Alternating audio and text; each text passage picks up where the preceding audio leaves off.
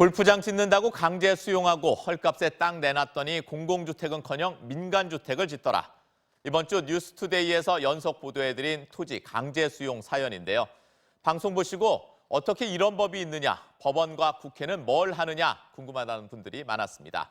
오늘 이 문제 그래서 집중적으로 풀어보겠습니다. 먼저 보도 영상 보겠습니다. 경기도 남양주시의 한 농촌마을. 한창 바쁜 농번기인데도 주민들이 일손을 놓고 하나둘 모여듭니다. 몇 대를 걸쳐 살아온 고향 땅에 신도시 건설이 추진되면서 집과 토지가 강제로 수용될 처지라는데요. 저희한테 통보도 없이 어느 날 자고 일어나니까 현수막이 붙어 있는 거예요. 현수막 보고 알았어요. 이런 날도 두곤 없죠. 도로나 공공주택도 아닌 골프장 때문에 땅을 등져야 하는 사람들도 있는데요. 강원도 홍천시의 이 골프장은 그렇게 16가구를 강제 수용했습니다. 수십 년 넘게 살아온 내 집, 내 땅에서 하루아침에 쫓겨난 것도 모자라 800그루가 넘는 나무까지 뺏겼다는데요. 근데 더 기가 막힌 건 그 나무들을 지네들이 갖다가 골프장에다가 그냥 버젓이 심어놨다는 거예요.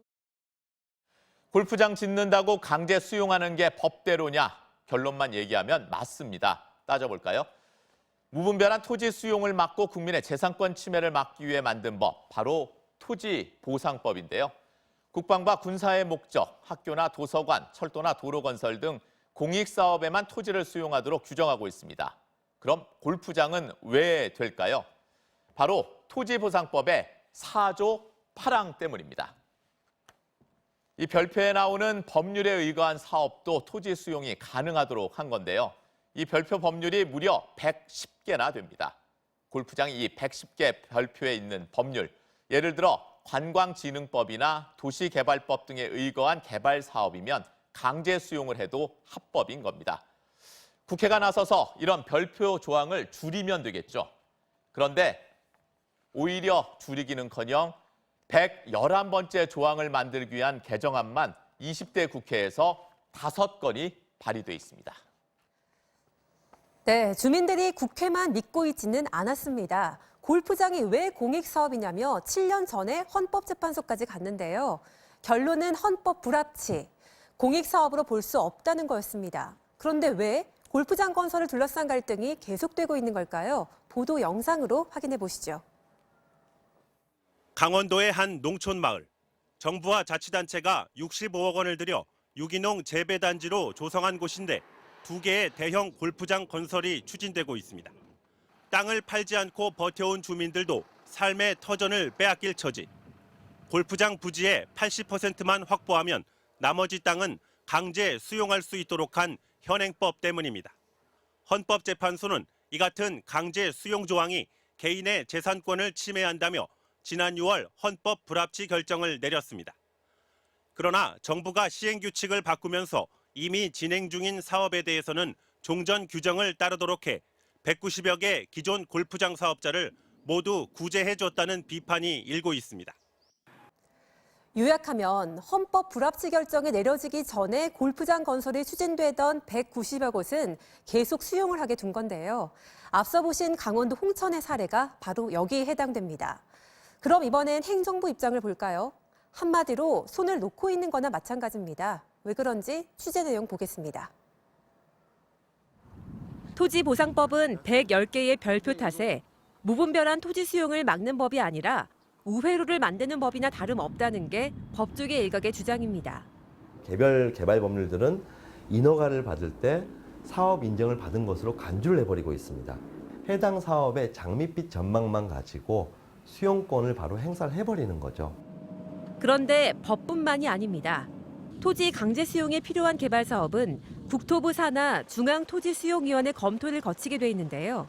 이 사업이 땅을 강제 수용할 만큼 공공성이 있는지 사전에 거르겠다는 취지지만 지난 2016년 7월 이후 지난해까지 검토한 인허가 사업 3,800여 건 가운데 공공성이 낮거나 공공성이 없다며 부적격 결정을 내린 건 단 3건, 0.7%에 불과합니다. 반드시 협의하여야 된다 이런 사항은 아니고요. 중앙토지 수용회의는 의견을 들어야 한다고 되어 있습니다. 그래서 저희 의견 요청이 오면은 검토 의견을 드리고 있습니다. 개발 독재 시대 폭넓게 강제 수용을 인정했던 현행 법령을 바꿔야 한다는 지적이 나옵니다. 지금과 같이 이제 광범위하게 토지 수용권을 인정하는 게 아니고 공공임대주택이라든가 아주 특수한 경우에 한해서만 그 토지 수용권을 인정하는 쪽으로 가는 게 바람직하고. 마봉춘이 간다에서는 또 다른 강제 수용 사례도 보도해 드렸는데요. 공공사업을 한다고 해서 울며 겨자 먹기로 땅을 내놨는데 나중에 보니 민간 아파트가 들어섰더라는 황당한 사연이었죠. 그 영상 잠시 다시 한번 보겠습니다. 14년 전 공공목적 개발이라는 이유로 농지 3천여 제곱미터를 LH에 수용당했다는 김수연 씨. 김 씨가 살던 땅에는 공공주택이 아닌 1000세대 가까운 민영 아파트가 들어서 있습니다. LH가 헐값에 사들인 땅을 다시 민간 건설업체에 되판 겁니다. 민영 아파트를 팔아먹고 그다음에 상업지를 팔아먹고 이거는 너무 억울해서 전혀 분통이 터지고. 한국토지주택공사 LH 공기업이죠. 이 공익 목적으로만 땅을 사들여 개발했다면 주민들도 저렇게 억울하진 않았을 건데요. 어쩌다 보니 땅이 남아서 민간업체에 넘긴 거라고 하기에도 그런 땅이 너무 많습니다. 지난 8년 동안 LH가 공익 목적으로 강제 수용한 뒤 민간에 팔아넘긴 면적이 400만 제곱미터, 축구장 570개 넓이였고요. 5조 5천억 원에 팔았는데 취득 원가보다 2.5배가 많았습니다. 땅 장사라는 비판이 나오는 이유입니다. 수용 대상자들은 대부분 수십 년 농사 지어온 고령의 농민들인데요. 이들은 국회, 법원, 정부 대체 어디에 호소해야 할까요? 이거는 아니잖아. 내가 우리한테 말 한마디 없이 아무리 힘없고 보잘것없는 농민들이라고 이렇게 짓밟으면 안 되는 거거든요. 안 된다고 나는. 공공의 필요가 있고 정당한 보상이 있다면 개인 땅이라도 수용할 수는 있을 겁니다. 하지만 지금 같은 강제 수용이라면 개발 독재 시대와 다를 게 없겠죠. 이들의 호소를 국회와 정부는 외면하지 않길 바랍니다. 투데이 매거진이었습니다.